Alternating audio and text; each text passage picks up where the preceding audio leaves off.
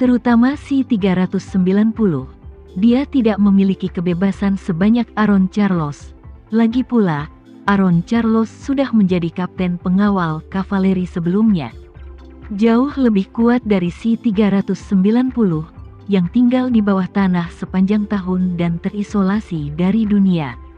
Si 390 telah menjelaskan kepada putranya selama beberapa tahun, agar putranya mengerti bahwa bumi itu berbentuk lingkaran. Namun, putranya belum pernah keluar dalam misi, belum pernah melihat dunia luar. Si 390 bahkan tidak bisa mendapatkan bola dunia. Tidak ada cara yang masuk akal bagi putranya untuk memahami kebenaran yang paling sederhana ini. Setelah model yang dikatakan Tama diterapkan dan dia mendapatkan uang, dia dapat membeli bola dunia hanya dengan beberapa dolar untuk menjelaskan kepada putranya tentang komposisi dunia yang sebenarnya.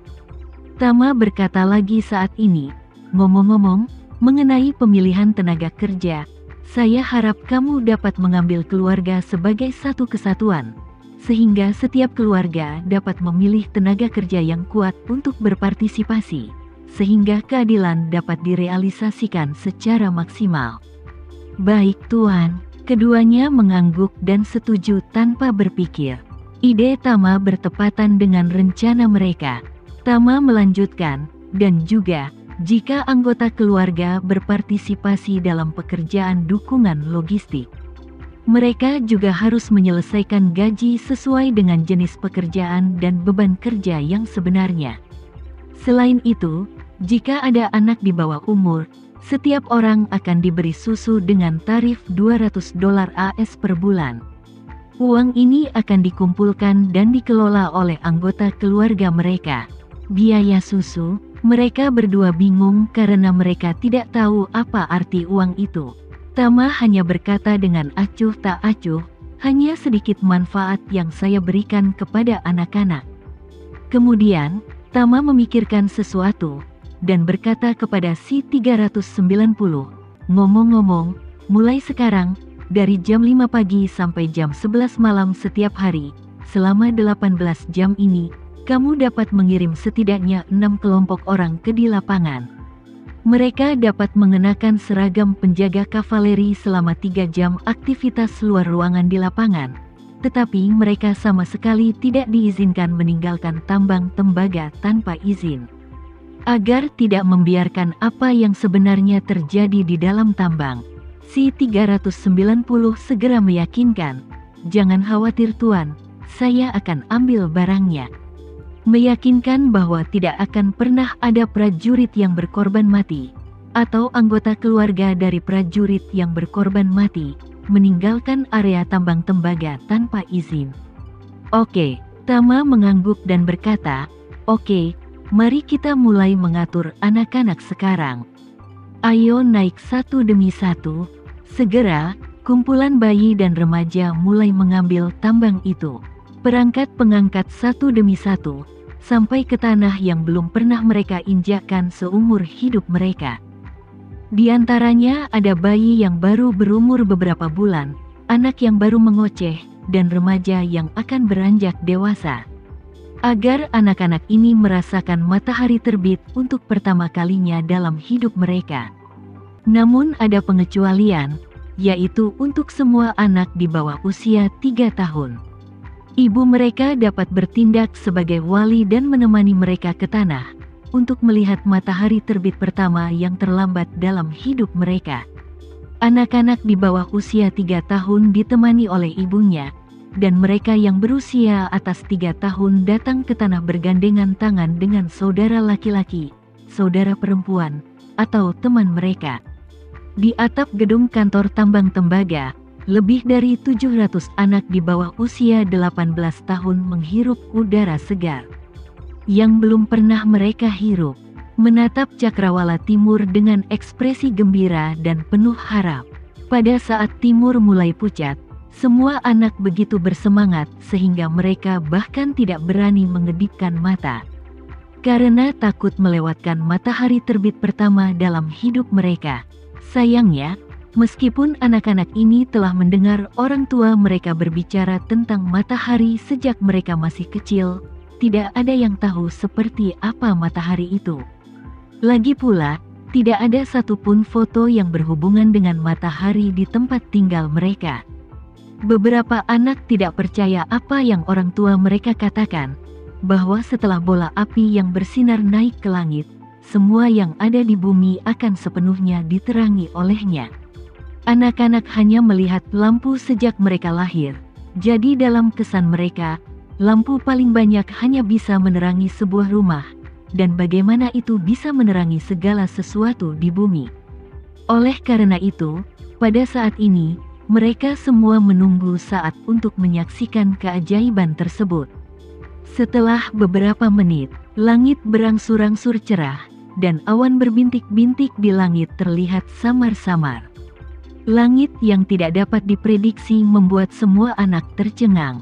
Semua orang menatap awan yang mengambang di langit dan terkagum-kagum.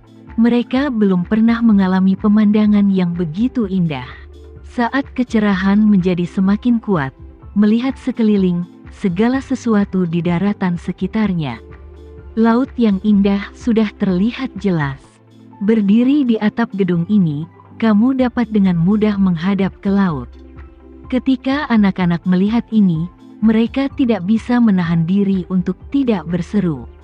Mereka mendengar ayah mereka berbicara tentang laut, mengatakan bahwa itu adalah air yang tak ada habisnya di kejauhan.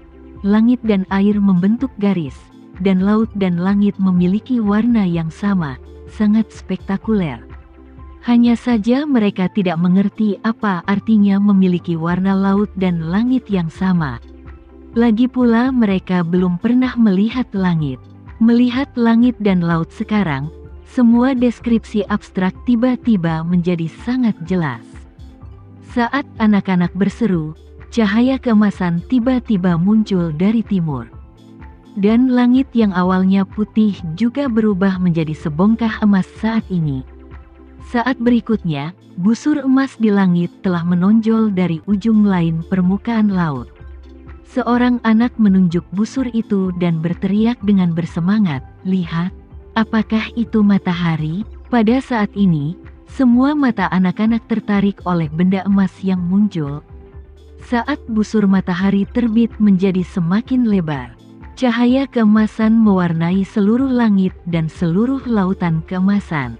Langit penuh dengan sinar cahaya, dan lautnya berkilauan. Matahari terbit mendistorsi cahaya cakrawala, membuatnya terlihat lebih indah. Anak-anak, serta orang tua yang mengasuh anak-anak kecil itu, tercengang. Meskipun cahaya semakin menyilaukan, tidak ada yang mau mengedipkan kelopak mata mereka.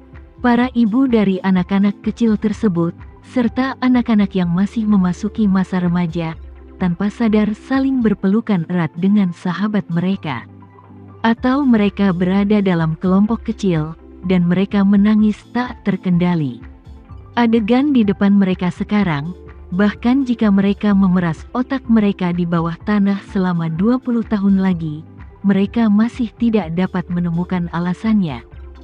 Segera, putaran matahari keemasan itu telah benar-benar keluar dari permukaan laut, dan dunia sejauh mata memandang telah bermandikan sinar matahari yang baru lahir. Bagi ratusan juta orang biasa yang tinggal di zona waktu ini hanyalah hari biasa dan biasa saja. Namun bagi lebih dari 700 anak ini, momen ini adalah awal baru dalam hidup mereka.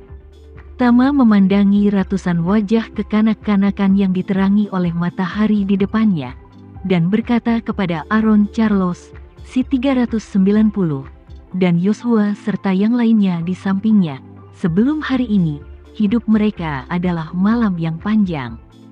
Setelah hari ini, mereka memiliki cahaya yang sebenarnya. Setelah itu, dia tiba-tiba membuat keputusan, dan berkata dengan tajam, mulai hari ini, jangan biarkan anak-anak ini berlatih seni bela diri lagi. Jika ada yang benar-benar ingin belajar, dia hanya bisa belajar setelah mencapai usia 18. Itu tidak akan terlambat.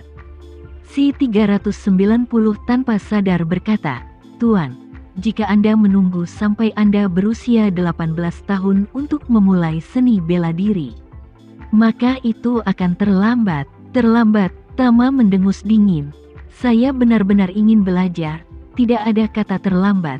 Saya tidak membiarkan mereka berlatih seni bela diri, karena saya tidak ingin mereka membayar terlalu banyak untuk masa kecil mereka.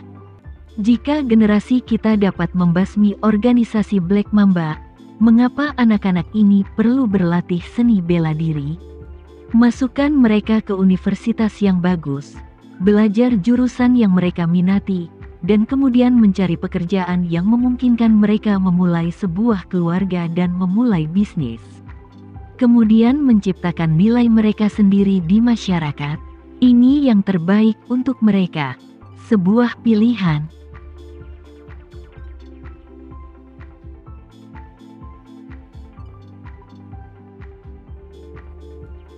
Sekian dulu ya video kali ini, kita lanjutkan lagi videonya di lain waktu. Oh iya, bagaimana menurut kalian? Semoga bisa sedikit menghibur kalian semua. Untuk teman-teman yang baru nonton, jangan lupa subscribe ya, hehehe. Dan kalau teman-teman ada yang ingin gabung langganan, bisa langsung gabung saja untuk dapat fitur yang menarik dan sedikit membantu Mimin. Terima kasih banyak sudah menonton, sampai jumpa lagi, bye bye bye.